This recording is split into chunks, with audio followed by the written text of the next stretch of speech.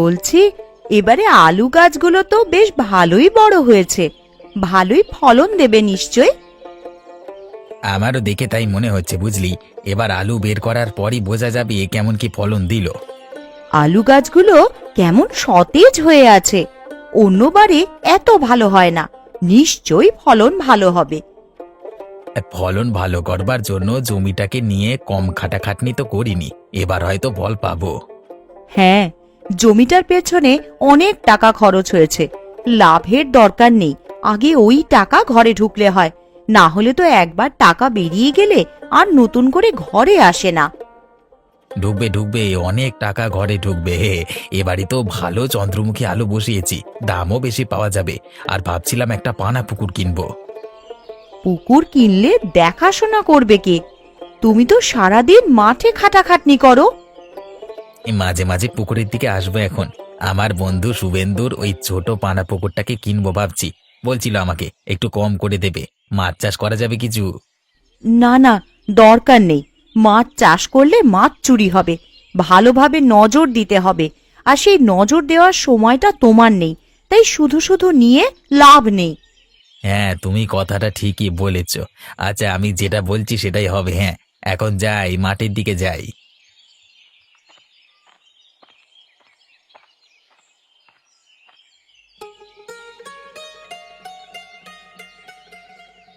কাজটা তাড়াতাড়ি সেরে ফেলে এখান থেকে বেরিয়ে যেতে হবে।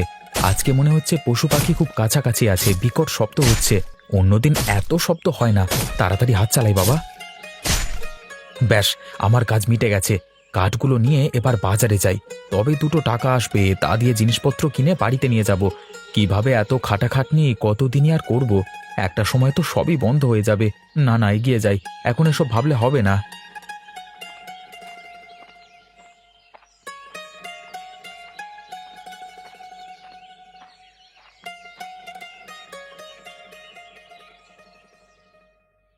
ভোলা কাকা, এই আজকের কার্ড দিয়ে গেলাম, আমার টাকাটা আজকে দিলে ভালো হতো। হ্যাঁ, দিয়ে দিচ্ছি, এই যে নিয়ে যা। অসংখ্য ধন্যবাদ। প্রত্যেকদিন এভাবেই কাজ করে যাব।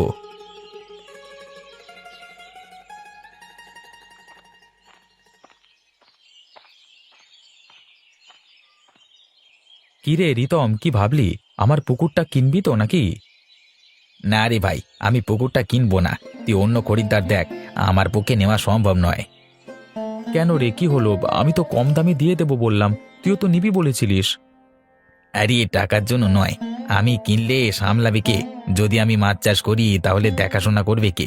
এই সব কথা আমাকে গিন্নি বললো। আমি একটু ভাবনা চিন্তা করে দেখলাম, ধুম করে কিনে ফেললি তো আর হলো না। আরে না না, ঠিক আছে, তুই কিনবি বলেছিলিস বলি বললাম আর কি।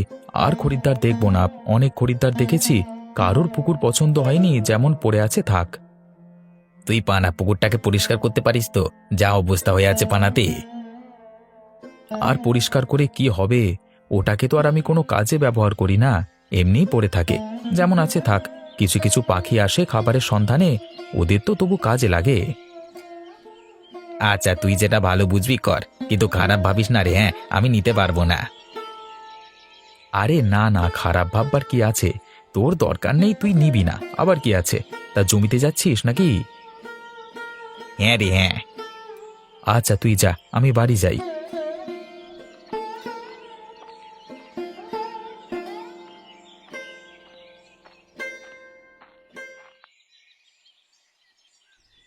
বৌমা, আজকে রান্নাটা তুমিই করো কেমন? আমার শরীরটা তেমন ভালো লাগছে না। মা, তাহলে আপনি গিয়ে বিশ্রাম করুন, আমি রান্না বান্না করে নিচ্ছি। শরীর তো খারাপ লাগছে বলছেন। আরে না না, তুমি রান্নায় বসো, আমি সবজিগুলো কেটে দিচ্ছি, হাতে হাতে সাহায্য করে দিচ্ছি। মা, আপনাকে করতে হবে না, আমি আছি তো। আরে না না, আমার কিছু হয়নি, তুমি রান্না করো। ছেলেটা এলে বৈদ্যকে বলে আমার জন্য ওষুধ নিয়ে এসে দিতে বলবে, তাহলেই হবে। এইটুকুর জন্য অত চিন্তা ভাবনার দরকার নেই। নাও নাও, এবার রান্নাটা বসিয়ে দাও, না হলে আবার সময় মতন শেষ হবে না। এই তো বসিয়ে দিলাম মা। কি জানি আজকে আমি রান্না করছি, রান্না কেমন হবে কি জানে। আমি জানি ভালোই হবে। দেখাই যাক কি হয়, অনেক দিন তো রান্না বান্না করি না। আচ্ছা, তুমি একটা কাজ করো, আজকে তুমি রান্না করেছো, শুভেন্দুকে সেটা বলতে হবে না। খাওয়ার পর জিজ্ঞাসা করবে খাবারটা কেমন হয়েছে, একদম সৎভাবে উত্তর পেয়ে যাবে। জি, এটা আপনি বেশ ভালো উপায় বলেছেন। এখানে মিথ্যা কথা বলবে না। যদি জানতে পারে আমি রান্না করেছি তাহলে মিথ্যা বলবে। আরে আমি ওই জন্যই তো বলছি, তুমি রান্নাটা করো এখন মন দিয়ে।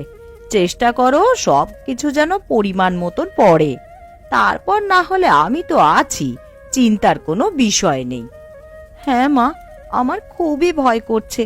রান্না হয়ে গেলে একটু চেখে বলবেন।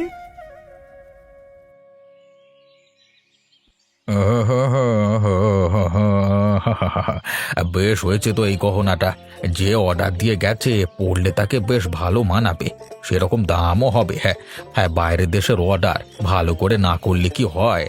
কি আনন্দ আকাশে বাতাসে। কি হলো, কি হলো? কি করে সোনার বালাটা পড়ে গেল? দেখি দেখি, কোনো ক্ষতি হয়ে যায়নি তো? উফ, বাঁচলাম, কোনো ক্ষতি হয়নি। না হলে অনেক টাকা লস হয়ে যেত আমার। এবার সামলে রাখতে হবে। তেমন বেচা কেনা তো গ্রামে হয় না। শহর আর বাইরের দেশ থেকে অর্ডার পাই বলে দোকানটা চলছে। উফ, বাপরে বাপ, কাজ করতে বসে 10 বার ওঠা যায় নাকি? হ্যাঁ, শান্তিতে কাজও করা যাচ্ছে না। শহরের সোনার দোকানগুলো দেখবার মতো, কত কর্মচারী, কিন্তু আমার দোকানে একটাও কর্মচারী রাখতে পারিনি। শুধু আমি একাই কাজ করছি। কি সোনার দোকান হলো, কি করলাম আমি? আমাকে একাই কাজ করতে হবে। আর যা দিনকাল আসছে, কিচ্ছু করবার নেই।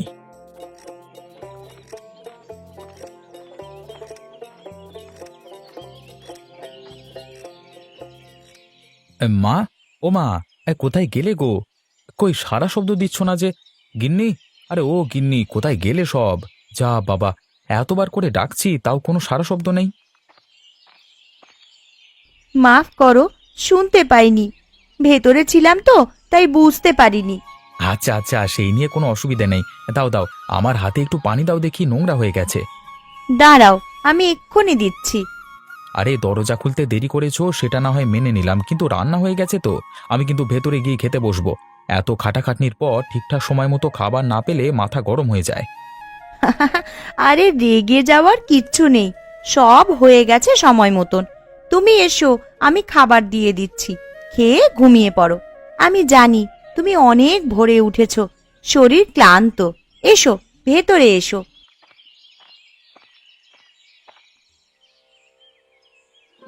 এই তো আমার ছেলেটা এসে গেছে।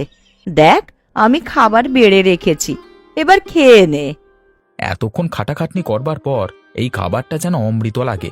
ঠিকঠাক সময় মতো খাওয়া দাওয়া না করলে ক্ষমতা পাবো কোথায় অত কাজ করবার? তুই কাজ করিস বলেই আমরা সময় মতন সব করে দিই। আচ্ছা, পুকুরটা কেউ নেবে বললো রে? আমি অনেক খরিদ্দার দেখেছি, কিন্তু এই পুকুর নিতে কেউ রাজি হয়নি, কেউ কিনবে না। পুকুরটা যেমন আছে তেমন থাক, আমার বাবার স্মৃতি হয়ে রয়ে যাক। তোর বাবা এই পুকুরে আগে কত মাছ চাষ করেছে, কিন্তু কাঠ কাটবে নাকি মাছ চাষ করবে, এই জন্যেই পড়ে থেকে থেকে এই রকম অবস্থা। আমি জানি। আমার খাওয়া হলো, আমি উঠছি। কেমন চোখ দুটো জড়িয়ে আসছে, একটু ঘুমাতে হবে।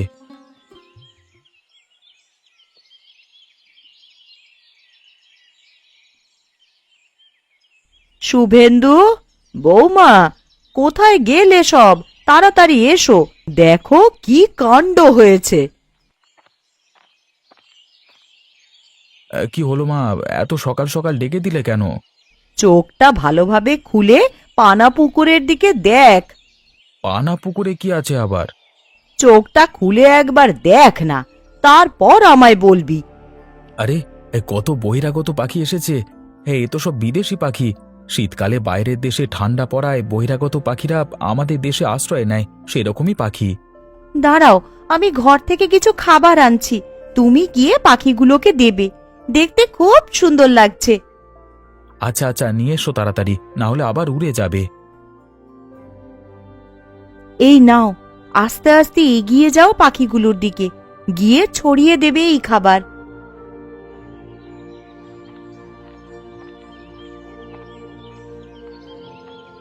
তোমার নাম কি? তুমি আমাদেরকে খাবার দিচ্ছ, তুমি তো খুব ভালো। আমাদের এখানে তোমরা এসেছো মানে তোমরা আমাদের অতিথি, তাই খাবার দেওয়াটা আমাদের কর্তব্য। আমরা যদি রোজ আসি তাহলে আমাদের খাবার দেবে তো? আমি এই দলের সর্দার, আমি বললে সবাই আসবে তাহলে। হ্যাঁ, আমি নিশ্চয়ই খাবার দেব। তোমরা রোজ আসবে, এসে খেলা করবে এই পুকুরে। তুমি আমাদের এত সাহায্য করলে, তাই তোমার জন্য এই সোনার পালক উপহার। রোজ একটা করে সোনার পালক দিয়ে যাব তোমাকে। আমাদের শরীরের একটা করে পালক প্রত্যেক দিন পতিত হয়, আর সেটা সোনার হয়ে যায়। তুমি পাবে সেটা। আচ্ছা আচ্ছা, তোমরা খাবার খাও। হ্যাঁ, আমি এখন আসছি। গিন্নি, দেখো কি এনেছি। এটা তো সোনার পালক। তুমি এই সোনার পালক কোথায় পেলে? ওই যে বহিরাগত পাখিদের খাবার খাওয়ালাম, তাই ওরা দিয়েছে। ওদের দলে অনেক পাখি আছে, প্রত্যেক দিন কোনো না কোনো পাখির পালক ঝরবে। সেই একটি পালক সোনার হয়ে যাবে। আমি খেতে দিয়েছি বলে রোজ আমাকে দেবে বলেছে। হে, এবার আমি বড়লোক হয়ে যাব। বাহ, কি খুশির খবর দিলে গো তুমি সকাল সকাল। আমার জন্য আগে একটা শাড়ি নিয়ে এসো। দেখিস বাবা, যাই করিস বেশি লোভ করতে যাস না। অতি লোভে তাঁতি নষ্ট, কথাটা নিশ্চয়ই শুনেছিস। না না, কিছু হবে না। আমি এখন যাচ্ছি সোনার দোকানে বিক্রি করতে। তারপর আমি আমার গিন্নি আর মায়ের জন্য একটি করে শাড়ি কিনে নিয়ে আসবো। তোকে বেশি লোভ করতে বারণ করেছি। আমার তেমন কিচ্ছু চাই না, শুধু সংসার চলে গেলেই হবে। মা, সুযোগ যখন এসেছে ছেড়ে দেবে কেন? এবার আমরা বড়লোক হয়ে যাব। ঠিক আছে, আমি এখন সোনার দোকানে গেলাম। বেশিক্ষণ দাঁড়াতে পারছি না, এসে কথা বলবো। কি আনন্দ! এবার আমরা বড়লোক হয়ে যাব। বড়লোকদের মতন হাব ভাব দেখাবো, ভালো ভালো খাবার খাবো, ভালো ভালো জিনিসপত্র পরবো। বৌমা, বেশি লোভ করতে নেই, আমি আবারও বলছি। মা, কিচ্ছু হবে না, দেখুন না শুধু। আচ্ছা দাদা, একটা ভালো সোনার কানের করতে কত টাকা মতো খরচ আছে? সোনার যা দাম, তাতে তুমি যদি মোটামুটি একটা কানের তৈরি করতে চাও তাহলে 2000 টাকা লাগবে। সে কি 2000 টাকা? আর একটু কম করে হবে না? দেখো ভাই, তুমি আমাদের গ্রামের ছেলে, আমার সম্পর্কে ভালোভাবেই তুমি জানো। আমি কাউকে ঠকিয়েছি না ঠকাইনি। সোনার যেমন দাম চলবে সেই অনুযায়ী গহনার দাম হবে, এখানে আমার কিছু হাত নেই। হ্যাঁ, তোমার কি আছে বলো? তেমন কিছু না। হ্যাঁ, একটা সোনা বিক্রি করবার আছে, মানে সোনার পালক। সোনার পালক? বাবা, আচ্ছা কই দাও তো দেখি, কত টাকা দাম দেওয়া যায় দেখছি ওজন করে। এই নাও, এই ঠিকঠাক করে দেবে কিন্তু। হ্যাঁ, ওজন করে যা বুঝলাম তাতে এটা কমপক্ষে 10,000 টাকা দিতে পারবো, তার বেশি নয়। আচ্ছা আচ্ছা, তাই দাও। কি আর করা যাবে, আমি ভেবেছিলাম 12,000 টাকা হবে। না ভাই, আমি এই সোনার পালকের জন্য এত টাকা দিতে পারবো না। আচ্ছা, তুমি 10,000 টাকাই দাও, কি আর করা যাবে।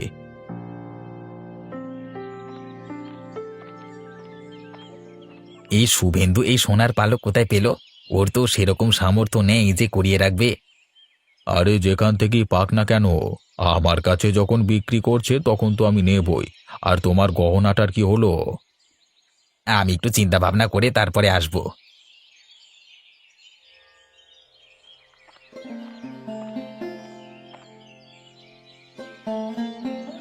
এইভাবে চলতে থাকলে আমি আরো বড় লোক হয়ে যাব। বিধাতা এতদিনে আমাদের মুখ তুলে তাকিয়েছেন, থেকে থেকে আমাদের অবস্থার উন্নতি হোক।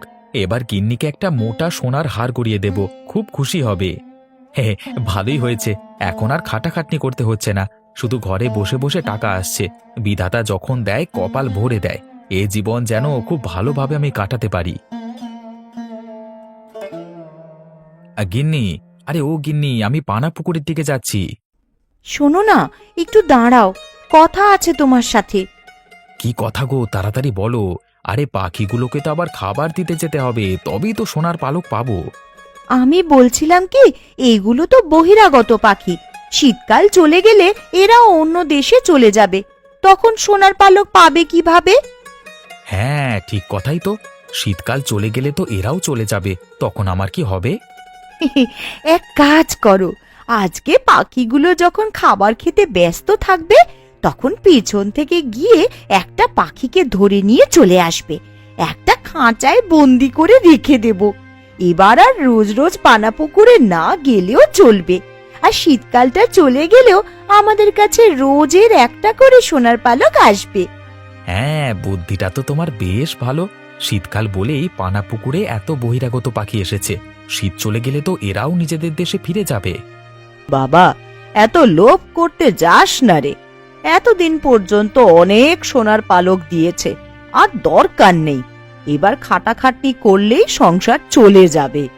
না না মা, একবার যখন সুযোগ আছে তখন হাতছাড়া করলে হবে না। সুযোগ বারবার আসে না। আচ্ছা, আমি এগুলাম। হ্যাঁ গিন্নি, তুমি একটা খাঁচা জোগাড় করে রাখো। তুমি যাও, আমি খাঁচা জোগাড় করে রাখছি। আমাদের ধনী ব্যক্তি হওয়া থেকে কেউ আটকাতে পারবে না। এই গ্রামের সব থেকে ধনী পরিবার হবে আমাদের।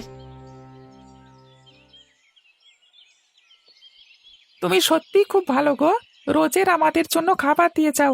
কেউ এত করে না, সত্যি তুমি খুব ভালো। না না, সাহায্য করা মানুষের কর্তব্য। আর তাছাড়া তোমরা তো আমাকে সোনার পালক দিচ্ছ, আমি তাতেই খুশি আছি।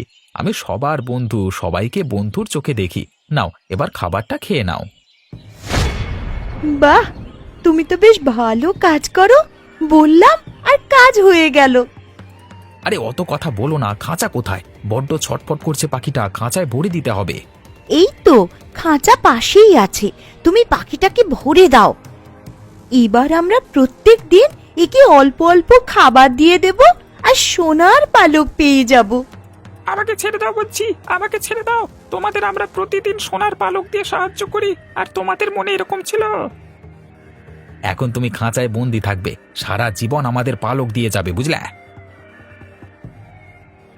এই যা, উড়ে গেল। তোমার দ্বারা একটা কাজও হয় না। এবার কি হবে? আমাদের ভবিষ্যৎ উড়ে গেল তো। কি হবে এবার? তুই কোথায় চলে গেছিলিস? আমরা সকলে তোকে কত খোঁজাখুঁজি করেছি। আমি নিজে থেকে কোথাও যাইনি, ওই শুভেন্দু আমাকে জোর করে ধরে নিয়ে গেছিল। যখন সবাই খেতে ব্যস্ত ছিল তখন পেছন থেকে এসে আমাকে ধরে নিয়ে চলে যায়। কি সব বলছিস তুই? উনি তো খুব ভালো মানুষ। কেউ ভালো মানুষ নয়, সোনার পালকের লোভে আমাকে ধরে নিয়ে গিয়ে খাঁচায় বন্দি করছিল। মানুষটা সামনে থেকে দেখতে খুবই ভালো, কিন্তু ওর মন কুবুদ্ধিতে ভরা। সমস্ত দল শুভেন্দুর বাড়িতে উড়ে চলো, ওর সাথে কথা আছে আমার। শুভেন্দু, আমি তোমাকে ভালো মানুষ ভেবে এতদিন সাহায্য করতাম, আর তুমি নাকি এরকম করলে আমার সাথে। সত্যি আমরা ভাবিনি। আমরা ভেবেছিলাম তুমি নিঃস্বার্থভাবে আমাদের খাবার খাওয়াচ্ছ, কিন্তু সেটা নয়। না না, তোমরা ভুল ভাবছো, আমি তো কিছু করিনি। তুমি চুপ করো। তোমার কর্মকাণ্ড আমার জানা হয়ে গেছে। যেই থালাতে খেলে সেই থালাতেই ফুটো করলে। কেন? তোমায় তো আমরা রুচি দিয়ে সোনার পালক দিতাম। যাই হোক, তোমার পানা পুকুরটা আমাদের ভালো লাগতো তাই আসতাম, কিন্তু আজকের পর থেকে আর আসবো না। শুভেন্দু, বৌমা, তোমাদেরকে আমি বলেছিলাম এত লোভ করতে যেও না, কিন্তু শুনলে না আমার কথা। এবার কি আর একটাও সোনার পালক পাবে? যাও বা রোজ একটা করে পাচ্ছিলে। মা, আপনার কথা শুনলেই ভালো হতো। রীতিমতন পড়ে থাকা পানাপুকুর থেকেও আমাদের রোজগার হচ্ছিল, কিন্তু নিজের পায়ে নিজেই কুড়ুল মারলাম আমরা। আর হাত কামড়ে কিছু হবে না, যা হবার হয়ে গেছে। এবার আবার আগের মতন জীবনযাপন করতে হবে। শুভেন্দু, তোকে আবারও রোজ জঙ্গলে গিয়ে কাঠ কাটতে হবে, ওই সামান্য টাকায় বিক্রি করতে হবে। এই জন্যই বলি, মাঝে মাঝে বড়দের কথাও শোনা ভালো, তারা কোনোদিনও খারাপ চায় না। আমার অনেক বড় ভুল হয়ে গেছে, অনেক বড় শিক্ষা পেয়েছি আমি। এসব ভুলে যা, ভেবে নে এটা একটা স্বপ্ন ছিল, যেটা কখনোই বাস্তবায়িত হবে না। আবার সাধারণ জীবনযাপনে ফিরে আয়। জঙ্গলে যাবি তো কাঠ কাটতে?